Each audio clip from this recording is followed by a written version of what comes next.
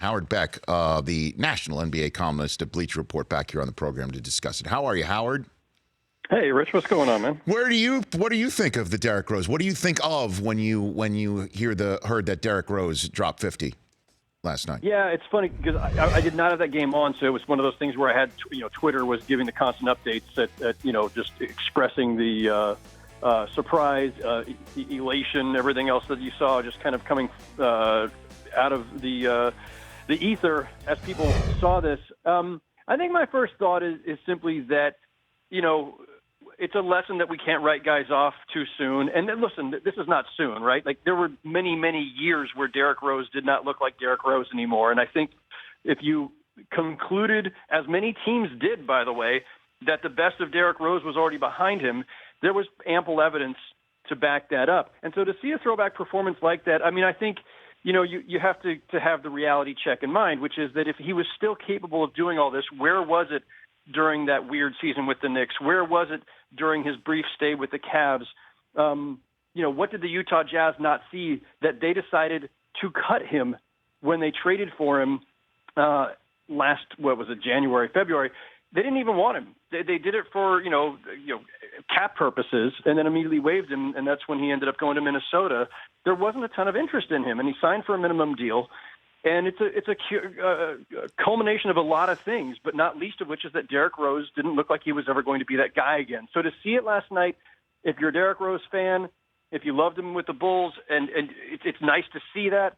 A lot has happened since then, both on and off the court, that we don't necessarily need to get into in this discussion. But I understand people being happy to see that version of Rose appear again. We'll see if that's sustainable or if that was just, a one-night throwback.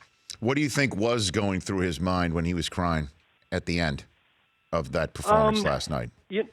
I have to believe that was more than anything just the joy of being that player again. When you're the youngest MVP in NBA history, which he was back in 2011. Mm-hmm.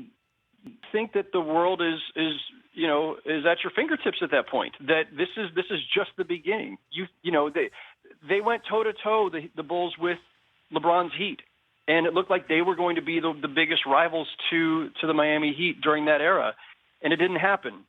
And part of it was Derrick Rose falling apart, and then other guys physically falling apart, and that Bulls team just crumbled.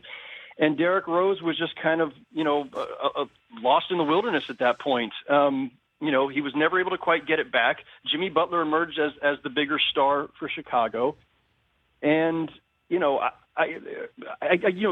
athlete never believes. They're always the last one to believe that they're done, right? Or that their best days are behind them, that they can't be the superstar anymore. And everybody else had, I think, understandably decided that Derrick Rose wasn't that guy anymore. You got to think that Derrick Rose, in his mind, still believed that he could get back to that level. And I think to do it last night, that the tears at the end is probably just that, that belief had a payoff, that it's still there. Well, after the performance leaked out to here to Los Angeles, Howard Beck of Bleacher Report here on the Rich Eisen Show, LeBron called him a superhero. And we saw the reaction from his teammates, and we also saw on NBA Twitter, the must-follow on Twitter, that what the players think of him. Has this been brewing for a long time, and just we didn't hear about the way that players felt about Derrick Rose because of, I guess, his journey that you've just mentioned? No, I think the players have always been pretty supportive of and just generally felt, empathy for Derrick Rose because of everything he went through physically, because of the knee surgeries, because, listen, stars appreciate the other stars, and the players always appreciate the elite talents. And so to see a guy who was still so young in his career have that taken from him because of the knee problems, look, a lot of guys in this league too, sort of came up on him, right? Like, he's been around long enough that a lot of the players in the league were watching him as junior high or high school kids. So there's a reverence there and a respect for him and what he had accomplished. And so I think that's where a lot of that outpouring of support stems from. If this was the NFL and we would be completely knee-jerk overreacting after a big performance like this, we would say that Derrick Rose is the guy who's going to glue this team together as Jimmy Butler was ripping it apart. What do you say about that as we're learning about Jimmy Butler apparently coming up with a 6-week plan to get out of Minnesota, Howard? Yeah, which was immediately disputed. There's conflicting reports, as we call it, on that subject or that interpretation of Jimmy Butler's night off. Look, I mean, I don't think anybody disagrees. Maybe Tom Thibodeau does, but I think most people believe that eventually Jimmy Butler's going to be somewhere else. Sooner than later, he's going to get traded because he's not going to resign, and they can't take the chance of keeping him and having him walk for nothing next summer. So that's inevitable. The other part of that, who leads the team in his absence? Is it Karl Anthony Towns? Is it Derrick Rose? Is it somebody that they get back in the Jimmy Butler trade? Unlikely. That's the interesting part. But I don't think that, anybody in the NBA would look at what Derrick Rose did last night and say, well, there you go. You've got your Jimmy Butler replacement. Go ahead and trade him. You'll be fine. One game it does not erase all of the, many strange turns that have gone on with Derrick Rose over the last few years, again, both on and off the court. So I don't think if you're a franchise, you're relying on the idea that he has somehow regained his star powers at this stage of his career after so many years of struggling. It's possible to summon that once in a while. Doing it night in and night out is what actually separates the really good players from the superstars. And so the question is, what can he continue to do with an expanded role? And I don't think we know. Howard Beck, Bleacher Report here on the Rich Eisen Show.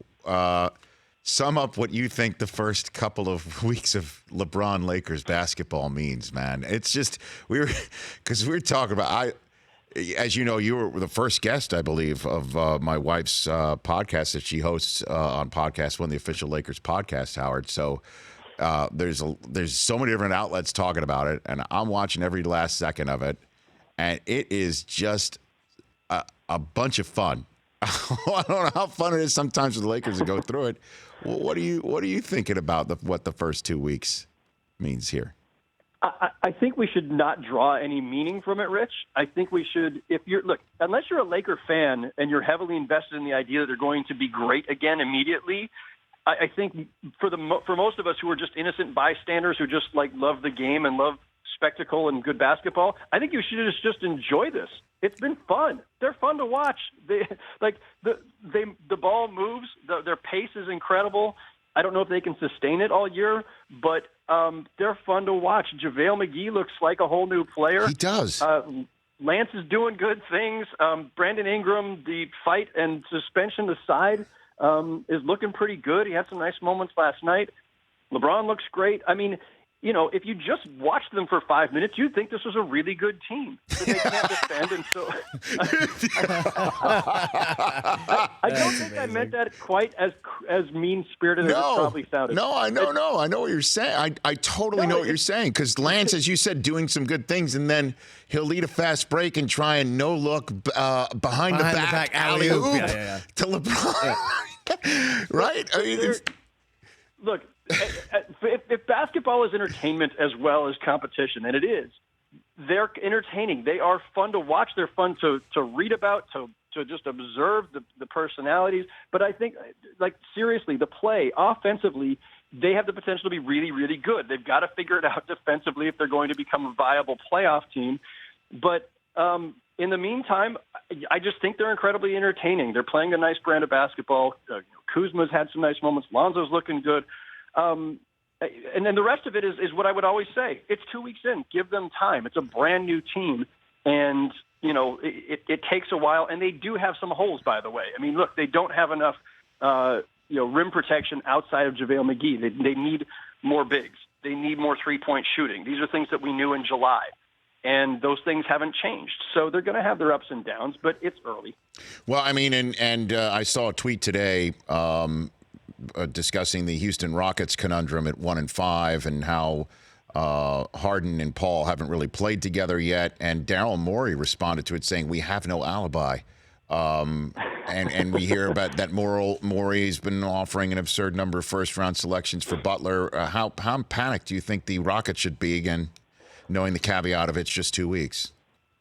Quickly, I want to point out how incredibly corny Daryl was actually being with that tweet, because what happened was Zach Lowe tweeted that they were UGLY, and so Daryl came back with, we have no alibi.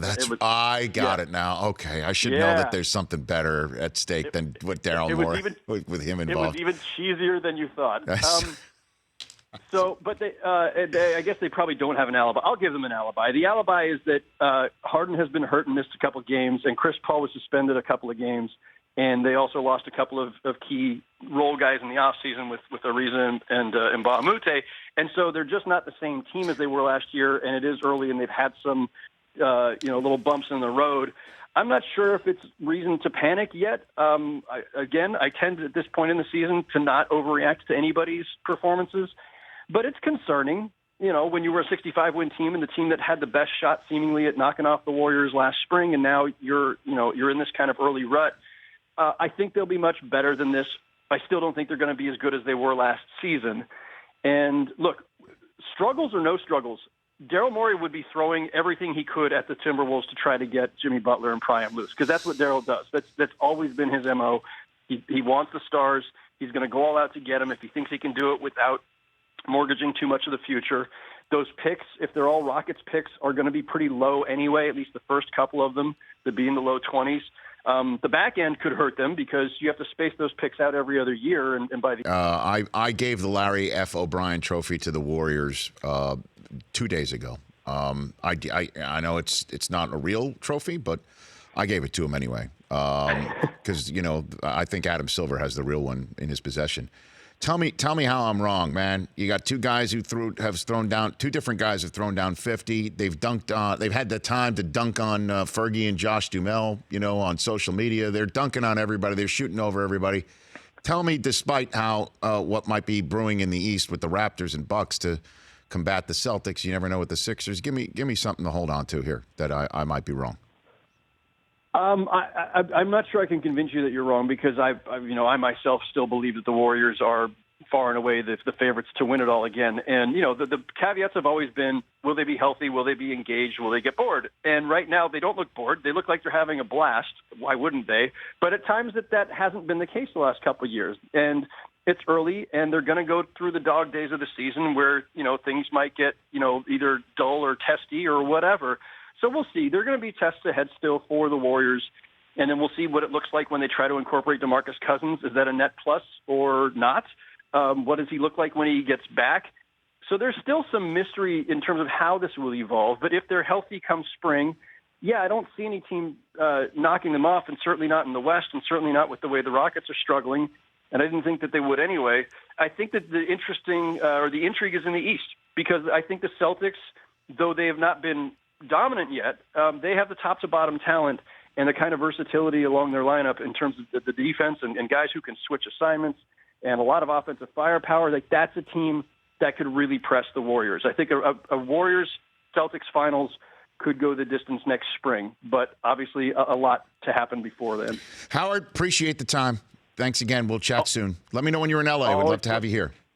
We'll do, Rich. Thanks, man. Okay. At Howard Beck on Twitter. The Rich Eisen Show. Weekdays at noon Eastern on Audience.